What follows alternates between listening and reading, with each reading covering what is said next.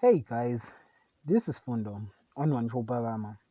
Tonight on Imbewu, the ice break between Parade and Kanyo, but the tensions flames with her and Mzwandile when Parade let slip Zagit was in the elevator. While Mzwandile hid that he was on the elevator with Zagiti, and it seems like Kanyo suspicious something between Mzwandile and Zagiti. Lindo encouraged Nomusa to fight for Msamo after Makingwana telling that the Msamo will be vanished, and Nomusa wants to protect Msamo business.